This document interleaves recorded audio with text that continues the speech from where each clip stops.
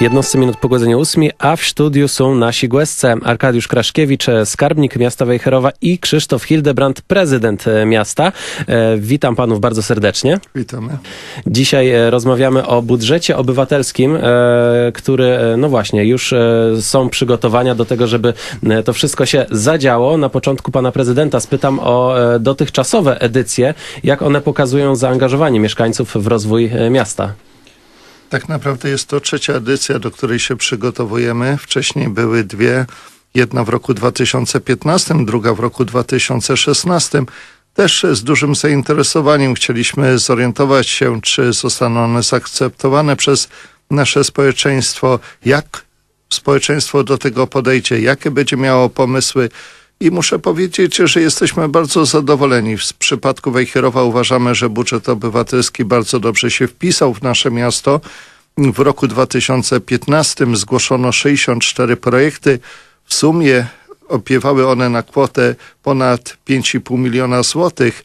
Po weryfikacji 47 projektów na kwotę ponad 4 miliony zostało zgłoszonych do głosowania.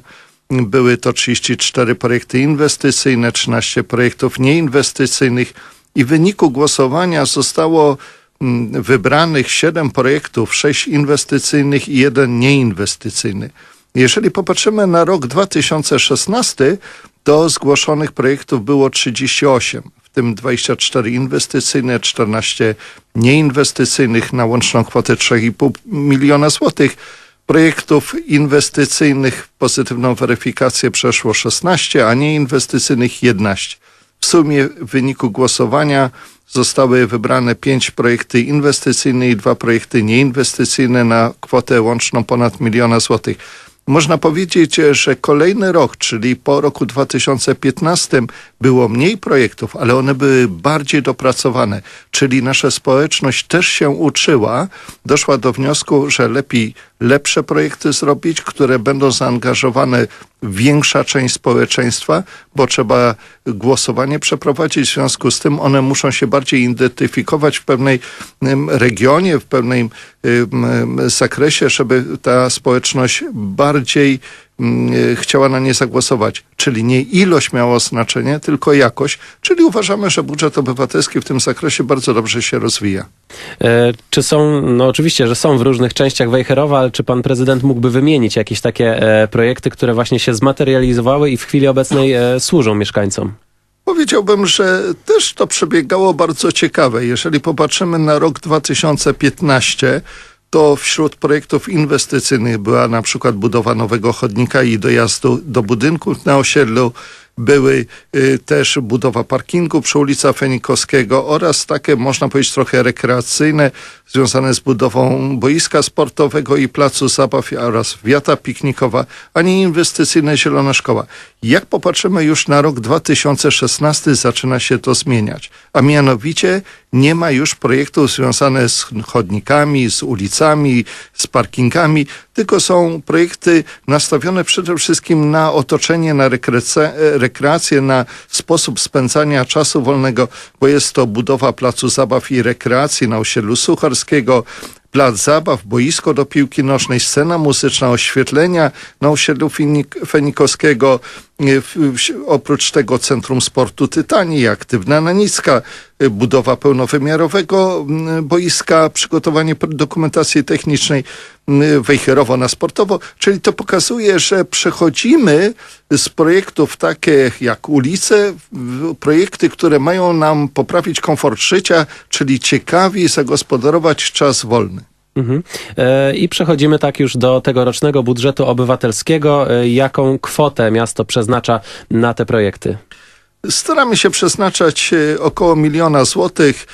Pierwszy rok 2015 to był taki właściwie rok sondażowy, natomiast rok 2016 to już podkreśliliśmy, że jest to kwota 1 miliona złotych i teraz na trzecią edycję też przeznaczamy 1 milion złotych.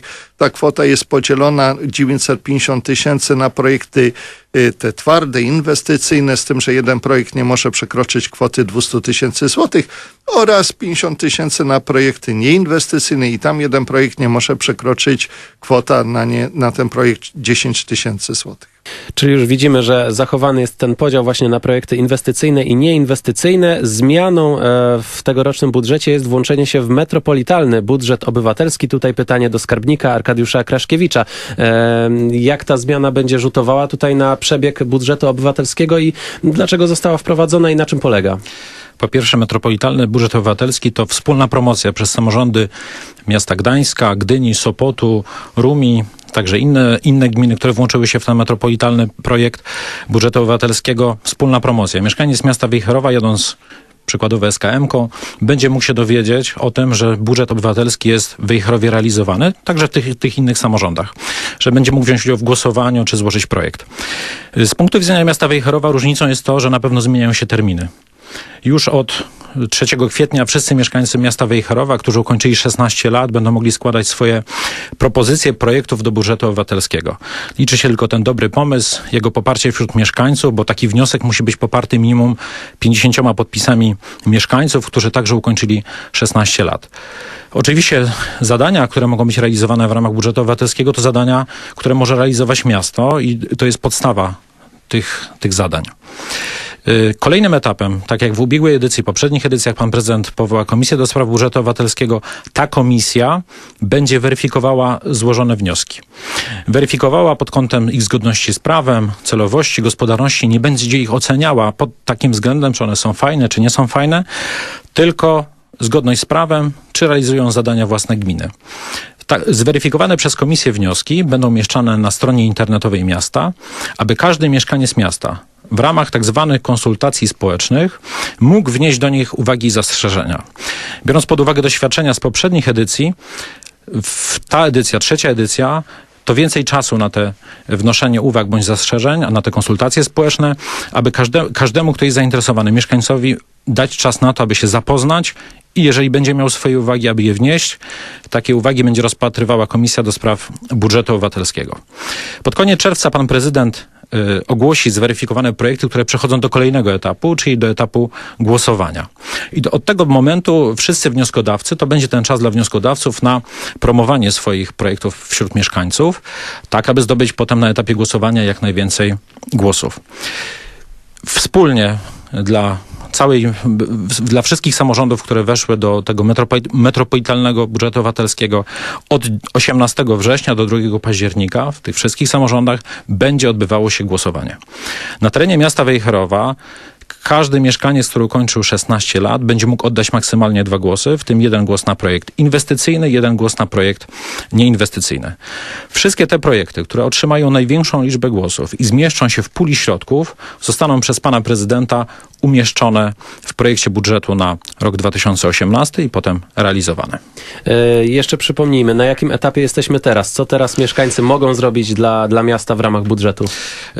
Teraz zapraszamy w marcu, 7 marca, w najbliższy wtorek, do Biblioteki Miejskiej na osiedlu Kaszubskim na warsztaty poświęcone wspólnemu wypełnianiu wniosków. Chcemy wspólnie wypełniać, będą osoby, które będą pomagały, urzędnicy. Każdy będzie mógł się dowiedzieć na temat harmonogramu, do tego jak prawidłowo wypełnić wniosek, jak uniknąć błędów, bo takie błędy były popełniane w poprzednich edycjach i niestety niektóre wnioski musiały zostać odrzucone w wyniku tych błędów. Rozmawiamy z Arkadiuszem Kraszkiewiczem oraz z prezydentem Krzysztofem Hildebrandtem na temat budżetu obywatelskiego w Wejherowie.